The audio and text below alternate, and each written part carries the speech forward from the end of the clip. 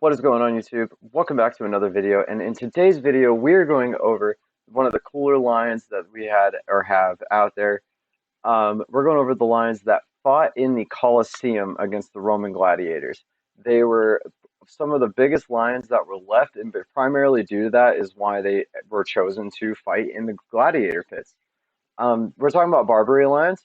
They're also known as Atlas lions, and these lions are truly functionally extinct. Well, sorry, functionally extinct isn't the right word. They're actually extinct in the wild, but some of their genetic line have actually managed to make it into modern day, but they are only found in zoos. Now, I did come across an article where there's some talks about like reintroducing these lions into their native habitat, but I can't, at least while I was looking for this, I couldn't find anything as to whether or not that was actually happening.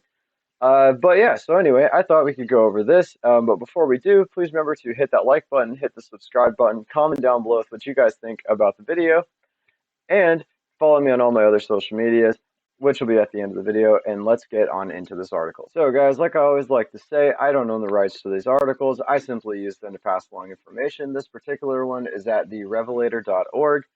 Um, if you would like, please go over there and show them some love, and let's get on into this. So, also, before I want to say, like, this is just a drawing of what Barbary lions look like, and like, they're already more fiercer looking, in my opinion, than like the African lions were. Any drawing you see of African lions, it just kind of shows them like, I mean, they're snarling and stuff, but just look at these things. You could tell like these big old black manes of triumphs, just the musculature on these things. When did the fabled Barbary lion go extinct?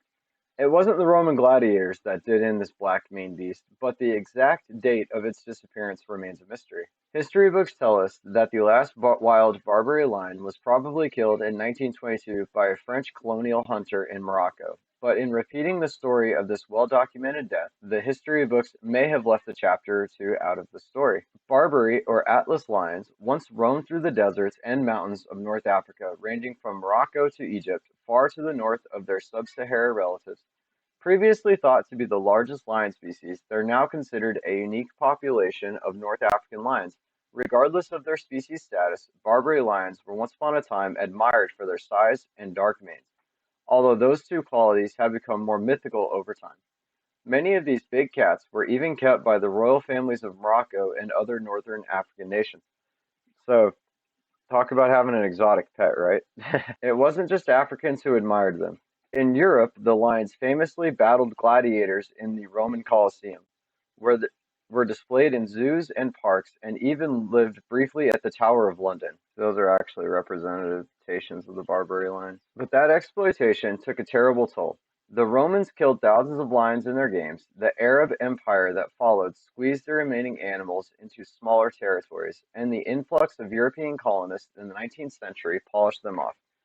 Europeans hunted and killed so many of these animals that they quickly vanished from most of their remaining historic range. None were seen between 1901 and 1910, and by the 1920s, Western scientists assumed that they were gone. Or were they? According to research published in 2013 in PLOS One, Barbary lions may have remained alive in the wilds of Algeria and Morocco, hidden and safe from most human eyes for several decades, possibly as late as 1965. Huh.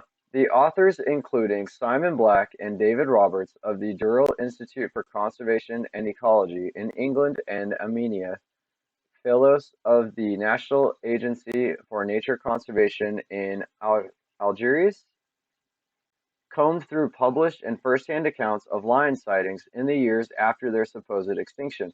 They also spoke to dozens of people who said they had seen or heard stories about living lions well after 1922. So these things, that's a pretty good run for not being seen. So this is actually one that's photographed. So this is what they look like, and that's like what they were talking about. Look at that dark mane, and you can tell these things were just big.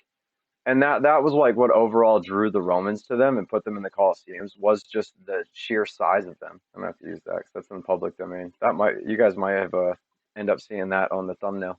Our interview work was with odd people from remote Algerian communities, Black told me when the paper came out. We are fortunate in developing a rich data since several colleagues have been collecting this information over 10 to 20 years. So our sources are first or secondhand accounts. Some of the witnesses they interviewed recalled childhood sightings of the lions.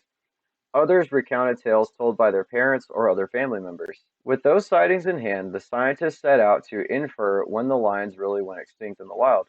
That was tough, because the moment of extinction for any species is rarely, if ever, witnessed by human eyes. To develop their date, researchers turned to a 2005 paper published in Mathematical Biosciences that reviewed statistical models using a species' last sighting to pinpoint when it had most likely gone extinct in the years after their final observation. Black and his co-authors calculated the Barbary lion probably died out in Morocco in 1948, and most likely went extinct in Algeria in 1958. So, 10 years later, they were all gone. Because we're talking about statistical probabilities, there's a confidence interval on that number, suggesting that the extinction date could have been slightly earlier or as late as 1965. Of course, statistics don't always account for human behavior. The last sighting the team was able to uncover occurred in 1956 in a forested area in Algeria, when several people on a bus saw a lion just north of the town of Saitif. Black reports that the forest was destroyed in 1958 during the French-Algerian War, so it is possible the last lions disappeared at that time. If ever confirmed, that would make the Barbary lion one of the few proven extinctions caused by the ravages of war. Why does it matter exactly when Barbary lions went extinct in the wild? Black and his co-authors said this research has relevance for the conservation of the rest of Africa's lions. Small fragmented populations in certain regions, typical of lions in areas throughout their range, could require additional attention to ensure their survival. The diminishing micropopulation of lions in West Africa today mimics the decline of the Barbary lion in North Africa. They also advocated against declaring any species extinct too quickly.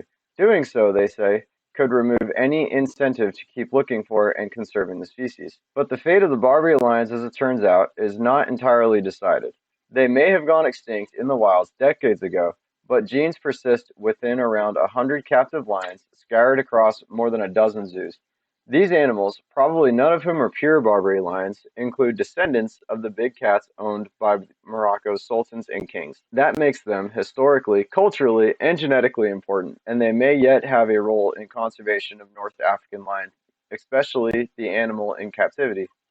The lions of Morocco, Black wrote, may represent nearly half of the captive collection of all northern lions. If we ignore these animals, it will be to our peril. So that's pretty much it, guys. I may go over like the ones that are actually in captivity at some point, but for now, I think that's fine. Just like a quick history to let you guys know. So this is the extinct day. Maybe we'll go over that on the alive day, on the regular animal day.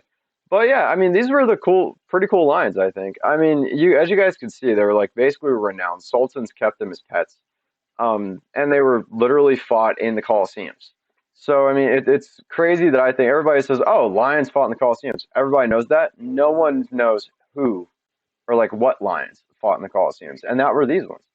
And like I said, we might also go over their reintroduction plans at some point in the future, but I don't know if that'll ever actually work out because there's just not enough of them left, I think. And even then, you'll just be putting them into like modern day situations, which as we know for current animals is probably not the best solution. But hey, you know what? You guys let me know what you think down below. Let me know if you've ever seen some of the descendants of these Barbary lions, because I mean, some of y'all probably could have. And yeah, just let me know what you guys thought about the article. Let me know what you guys think. Any ways that I could improve. Anything you would like for me to cover in the future. And until next time, though, guys, please remember to hit that like button, hit the subscribe button, follow me on all of my social medias, which are going to come up after this, and I will see you guys in the next video.